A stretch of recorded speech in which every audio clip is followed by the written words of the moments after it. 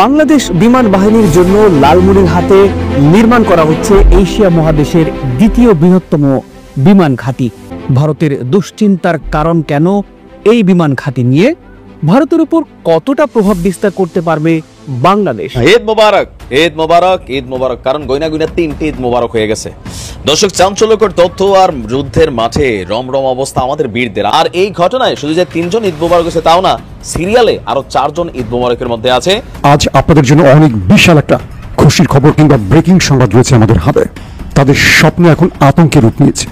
তাদের স্বপ্নগুলো এখন মৃত্যুপুরীতে আশ্রয় পড়ছে, নতুন করে কবর রচিত হচ্ছে। ভারত রীতিমতো বেকায়দায় পড়েছে, তাদের টনক মরেছে এবং তারা বিপদ গুনছে যে কি হবে এর ফলাফল বা পরিণতিতে। এবং সরকারকে বলছি, অনতি বিলম্বে ইন্ডিয়ান হাই কমিশনকে যদি এক্সপেল না করেন, দু একজন ডিপ্লোম্যাটকে এক্সপেল করেন, দেখান that you have guts, do not be backboneless. ইন্ডিয়াকে বুড়ো আঙ্গুল দেখাই দিচ্ছে ডক্টর মোহাম্মদ ইউনূস। আসসালামু আলাইকুম রহমতুল্লাহি ওয়াবারাকাতুহু। সম্মানিত দর্শক, বাংলাদেশকে বিপদে ফেলতে গিয়ে নিজেরাই বিপদে পড়লেন ভারত। কথায় আছে না যে পরের জন্য কুয়া কাটলে সেই কুয়াতে নিজেরই পড়তে হয়। ভারত এখন সেরকমের একটি অবস্থানে আছে। হয়তোবা বাংলাদেশে সংখ্যালঘুদের উপরে নির্যাতনের যেই মিথ্যা নিউজ তারা রটিয়েছে, এটি হতে পারে তাদের পরাজয়ের সবচেয়ে বড় কারণ। ভেঙে যেতে পারে ভারত, হয়ে যেতে পারে খান খান। কারণ শুধু বিপদ বাংলাদেশের একদিক থেকে নয়, এবার এশিয়া মহাদেশে বাংলাদেশের যেখানে বড় বিমান ঘাঁটি তৈরি করা হচ্ছে, একদিক থেকে চীন, অন্যদিক থেকে পাকিস্তান, মাঝখানে ভারতের 2-3টি রাজ্য বর্তমান বিজেপি সরকারের যে সকল বিরোধিতার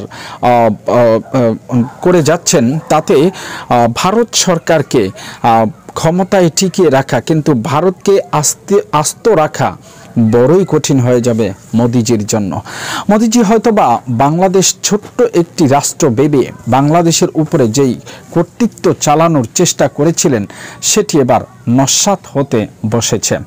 ভারত এবার ভেঙে হতে পারে খান খান। যদি বাংলাদেশের দিকে আক্রমণ করার চেষ্টা করে ভারত, তাহলে কি করবে চীন কিংবা পাকিস্তান? এরই মধ্যে ভারতে বাংলাদেশি নাগরিকদের কিংবা বাংলাদেশি নাগরিকদের চিকিৎসা ও বাংলাদেশি পর্যটকদের যাওয়ার সকল ভিসা ক্যান্সেল করে দেওয়ার সাথে সাথেই পাকিস্তান নিজেদের সকল দরজা খুলে দিলেন বাংলাদেশের জন্য এবং পাসপোর্টকেও উন্মুক্ত করে দিলেন। খুলে দেওয়া হলো পাকিস্তানের বর্ডারও। যে কোনো সময় বাংলাদেশিদের জন্য সেই বর্ডার খোলা আছে বলেও জানিয়েছেন পাকিস্তান।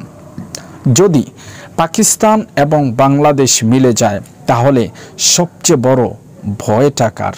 দর্শক, ইতিমধ্যে সকলেই আপনারা জেনে গিয়েছেন যে বিভিন্ন সোশ্যাল মিডিয়ার সুবাদে এতটুকু জানা গিয়েছে, ভারত এখন সবচেয়ে বেশি আশঙ্কায় আছে ডক্টর ইউনূসের সরকার কিংবা বাংলাদেশ যদি পাকিস্তানের সঙ্গে একতা ঘোষণা করেন, তাহলে সবচেয়ে বড় ভয়ঙ্কর বিপদ হচ্ছে ভারতের। কারণ বাংলাদেশ একদিকে, অন্যদিকে পাকিস্তান, মাঝখানে ভারতের যেই ভূখণ্ড, সেটিকে নস্যাৎ করে দিতে পারে এই একটি রাজ্য মাত্র।